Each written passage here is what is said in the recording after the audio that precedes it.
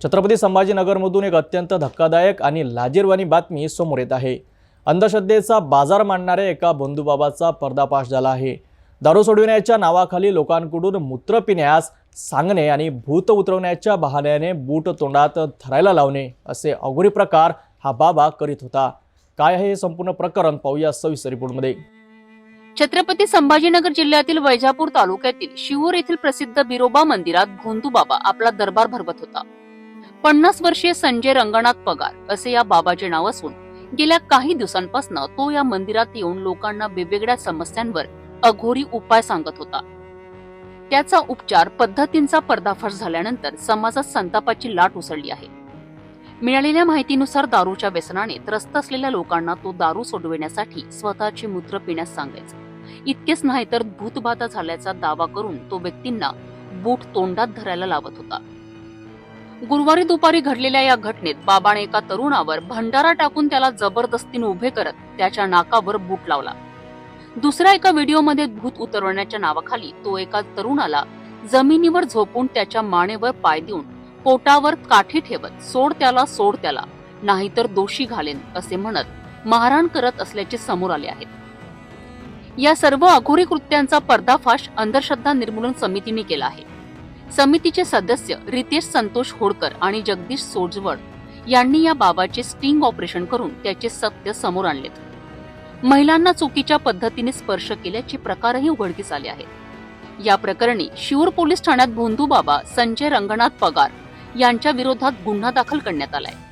Police कर्मचारी किशोर शांताराम आगडे यांनी सरकारतर्फे फिर्याद दिली आहे। संजय पगार हा पूर्वी लग्नाच्या वरातीत घोडे पुरवण्याचे काम करीत होता। त्यातून फारसे उत्पन्न मिळत नसल्याने त्याने हा व्यवसाय सोडून शिवूर येथील बिरोबा मंदिरात दरबार भरणे सुरू केले। रविवार आणि गुरुवार असे 2 दिवस तो हा दरबार भरवत होता। या प्रकरणी पोलीस अधिक तपास करीत आहेत। तसेच भोंदूगिरी कायद्यान्वये गुन्हा दाखल होण्याची शक्यता वर्तवली जात आहे। आम्ही काल एक महिलेची आमच्याकडे तक्रार आली होती की एक बुवा आहे तो काहीतरी अघोरी प्रकार करत आहे। त्यासाठी म्हणून आम्ही त्या ठिकाणी जायचं ठरवलं आणि तिथे गेल्यावर आम्हाला जे अघोरी प्रकार दिसले त्याबाबत आम्ही बोलण्यासाठी तो उभा आहे। सगळ्यात महत्त्वाचं अंधश्रद्धा निर्मूलनाबाबत लोकांचा वेगवेगळे गैरसमज आहेत। मी पहिले आमची भूमिका मांडू इच्छितो। अंधश्रद्धा निर्मूलन समिती जी आहे याचे आमचे 4 सूत्र आहेत, 4 गोष्टी आहेत की त्या आम्ही पाळतो। पहिली गोष्ट म्हणजे आम्हाला ज्या वैज्ञानिक दृष्टिकोन आहे त्याचा अंगीकार करणे, वैज्ञानिक दृष्टिकोनाचा प्रचार करणे। दुसरी गोष्ट म्हणजे संत आणि समाजसुधारक जे लोक आहेत या लोकांचा वारसा सगळ्यांना समजून सांगणे। तिसरी गोष्ट आहे की सगळ्यात महत्त्वाची म्हणजे भारतीय संविधानामध्ये 52 अ कलमानुसार जे वैज्ञानिक दृष्टिकोन आहे तो सगळ्यांना समजून सांगायचा आहे आम्हाला। आणि आज ज्या प्रकरणासाठी आम्ही आलो आहोत त्या प्रकरणामध्ये सगळ्यात महत्त्वाची गोष्ट अशी आहे की जे आर्थिक शोषण करणाऱ्या शारीरिक शोषण करणाऱ्या ज्या घटना असतात त्या घटनांचे अशा अंधश्रद्धांना विरोध करायचा आम्हाला। आम्ही त्या ठिकाणी गेलो, आम्ही जे काही गोष्टी बघितल्या, स्टिंग ऑपरेशन केलं आम्ही आणि ते स्टिंग ऑपरेशन करत असताना काय काय घडलं किंवा त्या बाबांनी काय काय केलं याबाबत आमचे व्यंकट भोसले मार्गदर्शन करतील। मी व्यंकट भोसले। जानकर मॅडमनी आमच्या एका ग्रुपवरती त्यांची बातमी आली होती। ग्रामसभेमध्ये त्यांनी सभा घेत असताना त्यांनी ह्या महाराजाविषयी बरेचसे आरोप केले होते आणि एक ठराव घेतला ग्रामपंचायतचा त्यांनी आणि पोलीस स्टेशनला पण तक्रार दिली, पण कुणी तक्रार घेतली नाही।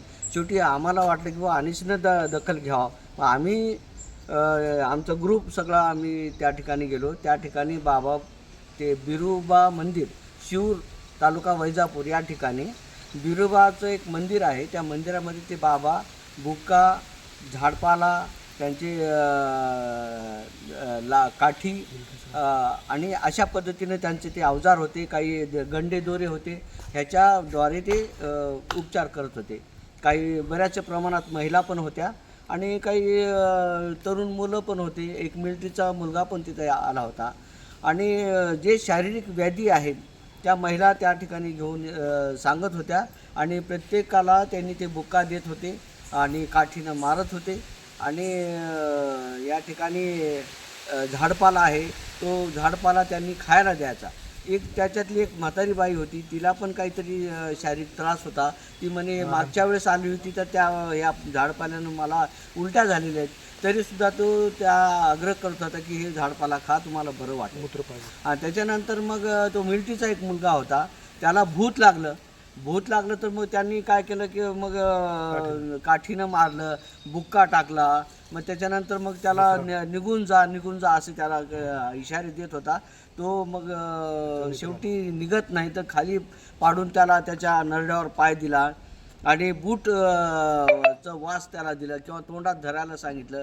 शेवटी त्याच्यासोबत त्याचे मित्रमंडळी आले होते, त्यांना बिस्लरी बॉटलमध्ये लघवी, कारण त्याला लघवी पाजला. शेवटी त्याला लघवी पाजलं, तो पित नव्हता पण त्याला बळजबरी त्याला पाजलं. आणि अजून एक पेशंट होता जो दारू पित होता, तो दारू सुटत नव्हती त्यालाही त्यांनी तोच प्रयोग केला. त्याच्यानंतर एकाची बायको पळून गेली, त्यालाही त्यांनी ते अशा पद्धतीने त्यांनी अघोरी कृत्य करायला त्यांनी सांगत होता. म्हणजे हा बाबा या अतिशय कुठल्याही आजार असू द्या, शारीरिक असू द्या, मानसिक असू द्या, आणि सगळं आर्थिक पिळवणूक तो करत होता, हे आम्ही त्या ठिकाणी पाहिलेलं आहे. गालफोडे सर हे भूमिका मांडतील. हे आमचे तिथं एक पेशंट म्हणून गेले होते आणि यांनी पुढे काय कसं त्यांचा अनुभव काय ते सांगा. नमस्कार, मी माणिक गालफाडे, अनिसचा मी जिल्हा उपाध्यक्ष आहे. आम्ही परवा गुरुवारी म्हणजे 16/7/2025 रोजी आम्ही आमच्या टीमसह शिऊर बंगला, तालुका वैजापूर, जिल्हा छत्रपती संभाजीनगर या ठिकाणी सकाळी 9ला गेलो. आणि गेल्यानंतर आमच्याकडे तक्रार आल्यामुळे आम्ही त्या ठिकाणी गेलो आणि त्या तक्रारीची शहानिशा करण्यासाठी आम्ही प्रथम त्या ठिकाणी गेलो. गेल्यानंतर गावाच्या कडेला एक छोटंसं एक बिरोबा नावाच्या देवाचं मंदिर आहे. त्या मंदिरामध्ये हा प्रकार चालत होता, हे आम्ही पाहिलं. आणि गेल्यानंतर मी स्वतः त्या ठिकाणी एक पेशंट म्हणून मी एका व्याधीने ग्रासलेलो आहे आणि ती मला व्याधी दूर करण्यासाठी मी त्या बाबाकडे गेलो. आणि गेल्यानंतर मी त्या ठिकाणी बसल्यानंतर काही ठिकाणी दुसऱ्या लोकांच्या समस्या तो बाबा ऐकत होता.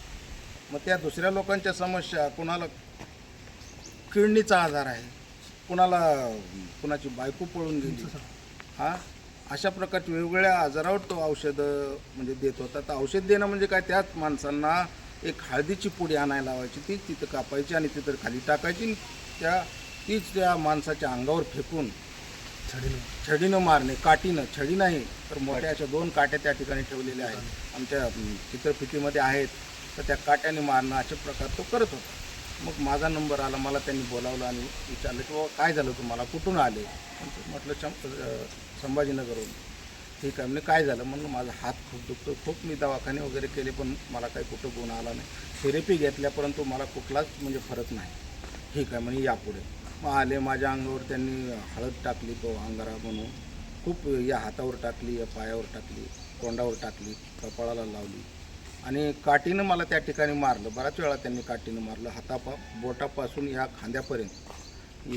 नंतर कपडे काढूनसुद्धा माझ्या अंगावर हळद टाकून मला त्यांनी काठीनं मारलं. आणि विचारलं आता कमी झालं का, काही वेदना कमी झाल्या का? मी सांगितलं बिलकुल नाही, इथं दुखतं. ठीक आहे म्हणे. आणखी परत त्यांनी काठीनं मारलं आणि त्यांनी सांगितलं की आणखी तुम्ही 4 खेट्या करावं लागतील, 4 फेऱ्यात मारावं लागतील, नंतर कमी होईल. असे प्रकार हा भोंदूबाबा त्या ठिकाणी करत होता, हे आम्ही स्वतः प्रत्यक्ष पाहिलं. आणि त्यानंतर मग आम्ही तिथून पोलीस स्टेशनला गेलो. अंधश्रद्धेचा फायदा घेऊन लोकांच्या जीवाशी खेळणाऱ्या या भोंदूबाबाचा कसा पर्दाफाश झाला. शिक्षणाचा प्रसार होऊनही समाजात असे प्रकार घडणे हे दुर्दैवी आहे. अंधश्रद्धा निर्मूलन समितीने उचललेले हे पाऊल निश्चितच कौतुकास्पद आहे. या घटनेनंतर तरी लोक अधिक जागृत होतील आणि अशा भोंदूबाबांच्या जाळ्यात अडकणार नाहीत अशी आशा करूया.